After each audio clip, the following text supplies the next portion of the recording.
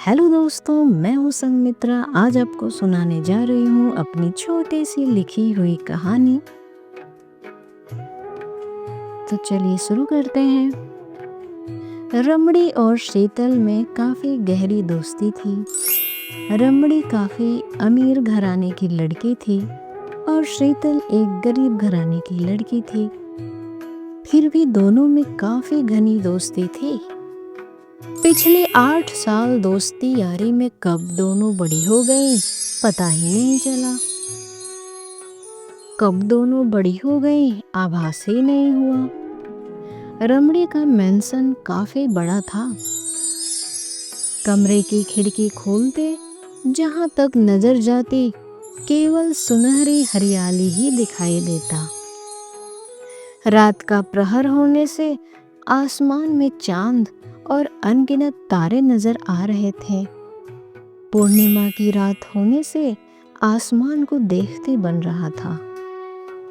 दोनों दोस्तों के बीच गपशप जैसे कभी खत्म ही नहीं होती थी। काफी समय बाद बातों ही बात में रमड़ी ने अचानक अपने सोफे से उठकर बाहर आसमान की ओर झांकते हुए शीतल से पूछा, तुझे पता है प्यार क्या होता है? मुझे बता, आखिर ये सच्चा प्रेम क्या होता है? शीतल ने कहा, मुझे नहीं पता। रमड़ी जोर देते हुए बोली, अबे साली बताना। तुझे नहीं पता होगा तो फिर किसे पता होगा? शीतल अलमारी में कपड़ों को तह लगाते हुए कुछ देर सोचती रही।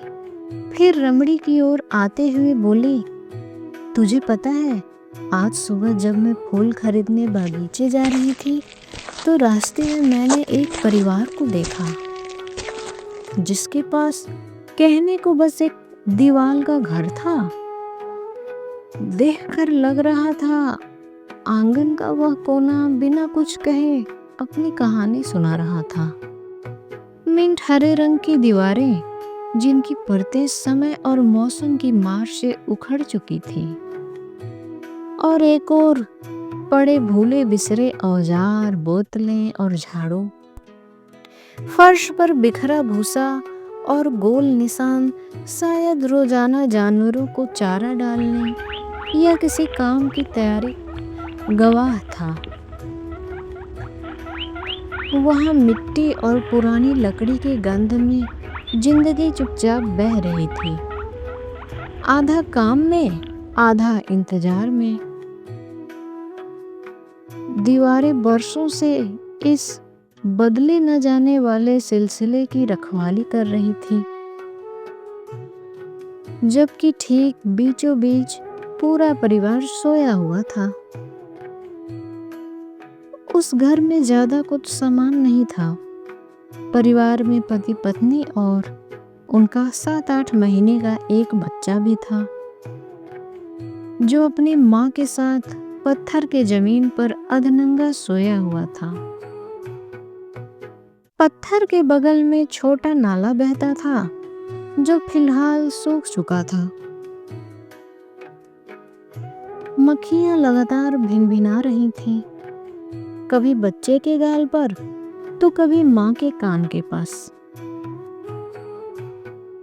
देखकर लग रहा था माँ नींद में करवट बदलती, बच्चा भी हल्के से कुनमुनाता, मगर थकान इतनी गहरी लग रही थी कि आंखें खुलने का नाम नहीं ले रही थी। तभी शीतल को याद आया, आज पूजा है उसके घर में। माँ ने जल्दी घर आ जाने के लिए बोला था। शीतल जाने के लिए उठी, तभी रमड़ी उसे रोकते हुए बोली, तुझे पूरी कहानी सुनने के बाद ही जाने दूंगी, समझी मेरी जान? शीतल के लाख मना करने पर भी रमड़ी जिद नहीं छोड़ी और बोला, यार पूरी कहानी बताना, क्या पता मुझे भी कल किसी से प्यार हो जाए, क्या पता आज सपने में ही हो जाए। मैं बेवकूफ निकली तो मेरी जान? शीतल का भी जाने का मन नहीं था।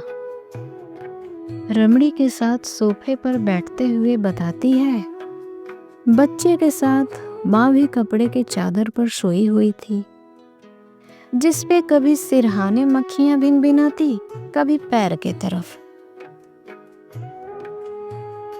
परिवार वालों के मुख पर जरा भी चिंता के भाव नहीं थे। माँ और बच्चा बेसुध सोए पड़े थे और पिता अपने गमछे से हवा कर रहा था। घर के ठीक सामने दुकान लगती थी। दुकानदार की हमेशा इच्छा होती कि वो इन्हें यहाँ से भगा दे। नौजवान को शायद काम पर जाना था। वो अपनी पत्नी और बच्चे को बड़े प्यार से हवा कर रहा था और अपने गमछे से मक्खियां उड़ा रहा था। तभी बेसुध नवयुवती ने करवट बदला तो उसने अपनी अधखुली आंखों से देखा उसका पति दांत चिहार कर प्यार से उसे पुचकार रहा और उन्हें पंखे कर रहा था। इसी बीच ऐसा लगता उसकी पत्नी सपनों में जाने कौन सी दुनिया चल रही थी। शायद खेतों में लहराती फसलें, शायद बचपन का घर और हकीकत में मक्खियों की भिनभिनाहट। फिर भी उस पल गरीबी जैसे पीछे छूट गई थी और पत्नी के माथे पर मक्खियां नहीं, मानो पति के शब्दों का नर्म साया ठहर गया था।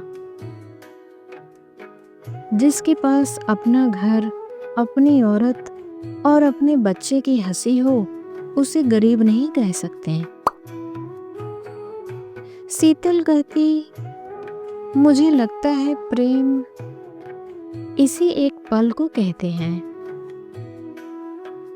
जो उन अधखुली आंखों में ठहरी हुई थी, जिन्हें ना आते जाते लोगों की परवाह थी।